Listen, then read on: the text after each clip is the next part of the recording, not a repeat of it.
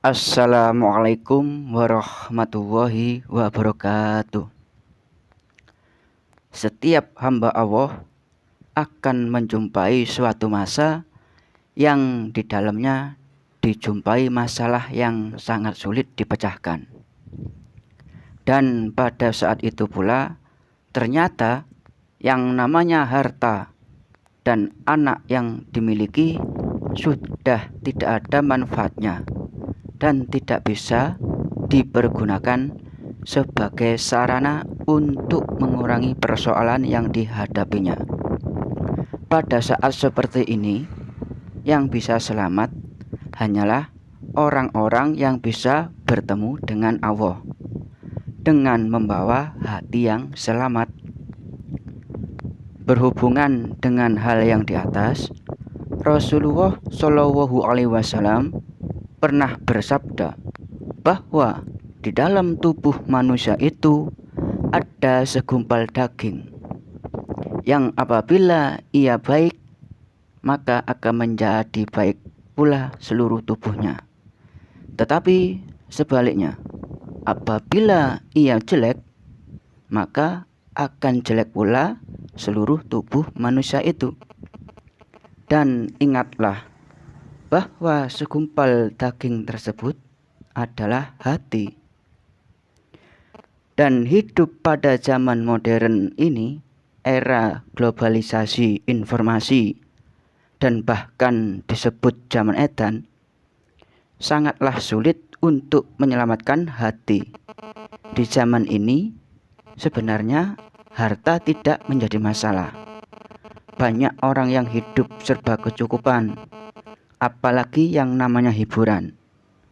Bisa dijumpai mulai pagi sampai pagi lagi. Akan tetapi ketentraman hati dan ketenangan jiwa menjadi persoalan yang sangat serius. Sebenarnya hati itu dibawa sendiri-sendiri. Namun demikian, seringkali diri itu sendiri sulit untuk membahagiakan dirinya sendiri. Apalagi manakala hati dirinya itu sudah sakit.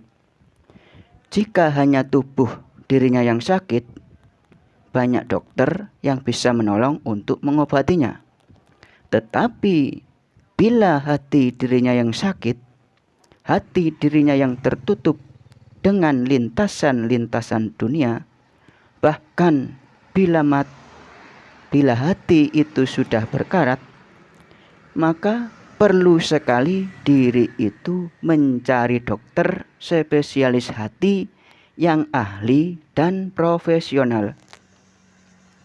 Salah satu dokter spesialis hati yang sangat handal dan profesional di dunia ini adalah Syekh Ahmad Ibnu Athaillah As-Sakandari, dengan spesialis obatnya yang berupa kitab yang sangat populer di kalangan pesantren, yaitu kitab Al-Hikam.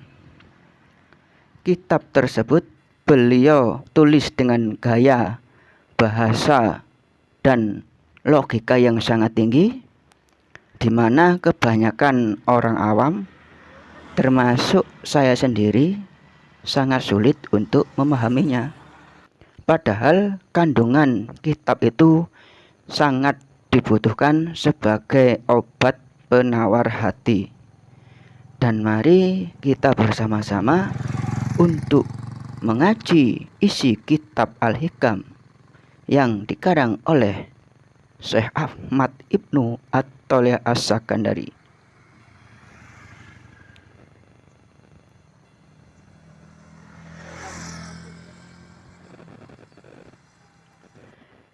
Kita akan mengaji yang akan saya beri judul yaitu Tanamlah Akumu di dalam Bumi Kesamaran. Jika kita ingin belajar ikhlas, lepas dari riya, lepas dari ujub, lepas dari perasaan yang selain Allah, Syekh Ahmad Ibnu Athaillah As-Sakandari memberikan petunjuk. tanamlah dirimu pada bumi penyamaran. Karena sesuatu yang tumbuh dengan tanpa ditanam, buahnya tidak akan sempurna. Supaya bisa ikhlas, harus menanam wujud yang berupa pengakuan-pengakuan. Wujud diri harus ditanam. Ditanam itu ada, tetapi tidak tampak. Menanam wujud di dalam bumi penyaman itu maksudnya aktivitas amal harus tetap dijalankan, tetapi pengakuan amal itu dilemparkan kepada Allah apabila bisa. Saya tidak bisa beramal, hanya Allah yang bisa. Kalimat seperti ini tidak boleh hanya menjadi hiasan bibir saja, terus dibicarakan sembarangan. Karena ini urusan rasa di dalam hati. Di dalam hati harus selalu ditumbuhkan perasaan bahwa segala apa yang tampak di dalam kegiatan dohir itu semua kegiatan Allah. Salah seorang syekh thariqah mengatakan demikian. Betulkan amalmu dengan ikhlas.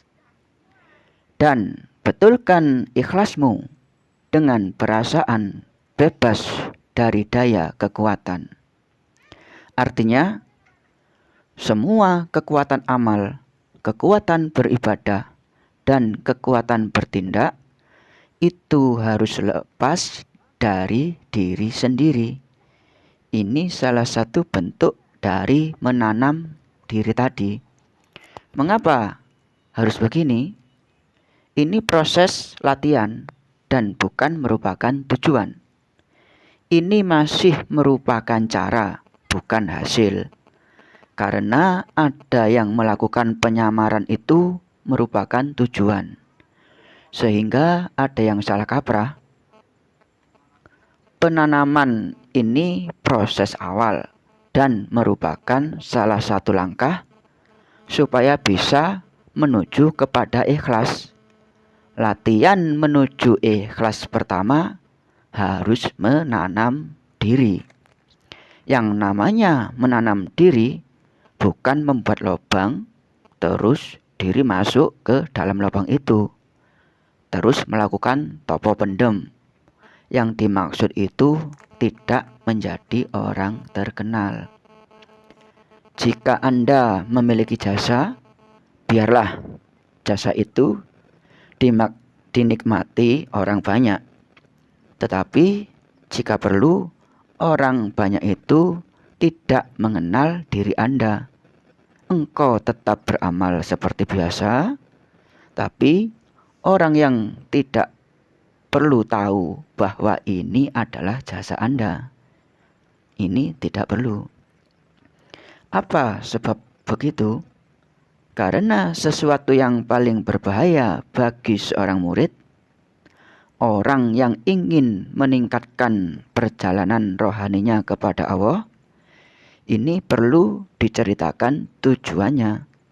Karena jika kita keluar dari rumah, tetapi tidak tahu tujuannya, pasti kita akan sampai kemana-mana. Paling-paling akan kembali lagi. Oleh karena itu, kita ngaji ini perlu tahu tujuannya apa. Ini bentuk bertujuan untuk wusul, takorub kepada Allah. Jika tujuan ngaji kepingin cari uang banyak, rumah tangga tentram, biar perusahaannya aman. Jika ada tujuan-tujuan lain yang tidak tertuju kepada Allah, berarti belum bisa disebut murid. Jadi soal ikhlas ini sudah merupakan modal khusus dan masalah yang khusus yang harus dimiliki oleh orang yang berusaha mendekatkan diri kepada Allah. Sama-sama berusaha, tetapi bila berusaha ingin kaya, Yang jelas bukan ini jalannya. Penghalang dan hal yang sangat berbahaya bagi murid adalah tergesa-gesa, ingin menjadi orang yang terkenal, dan menjadi orang yang tenar, populer, dikenal di mana-mana, dan menjadi publik figur. Semua orang tahu. Inti orang yang akan sowan kepada Allah itu harus mengenalkan diri. Selama kita masih muncul aku yang mempunyai kekuasaan, aku yang punya kemampuan, aku yang punya kekuatan, maka Allah masih terhijab. Kamu masih terhijab untuk mendekatkan diri kepada Allah.